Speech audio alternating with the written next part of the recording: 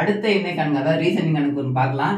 4, 6, 12, 14, 28, 30 அடுத்து என்ன வரும்னு கேட்டிருக்காங்க. இது ஒரு ப்ரீவியஸ் இயர் கொஸ்டின் பேப்பர் தான் இது. பாருங்க என்ன பண்ணியிருக்காங்க.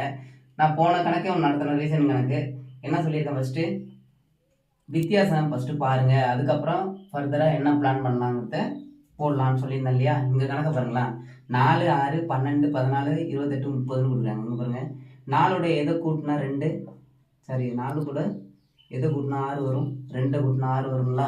அடுத்தது பாருங்க இங்கே 12 இருக்கு இல்லையா. அப்போ 6 கூட என்ன பண்ணியிருக்காங்க 2 பெருக்கிருக்காங்க.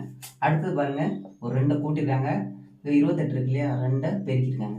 அடுத்து என்ன பண்ணிருக்காங்க 2 கூட்டியிருக்காங்க. மறுபடியும் என்ன பண்ணணும், அடுத்தது 2 பெருக்கணும். அப்போ 30 கூட 2 பெருக்குனா என்னன்னு கிடைக்கும் நமக்கு 60. சரிங்களா. 30 கூட 2 பெருக்கும்போது என்னன்னு கிடைக்கும் 60 கிடைக்கும். புரியுதுங்களா. அதாவது ஒரு சீரியஸில் ஒரு தகவல் செய்கிறாங்கன்னா கண்டினியூவாக அதான் பண்ணுவாங்க. இதுதான் ரீசனிங். புரியுதுங்களா.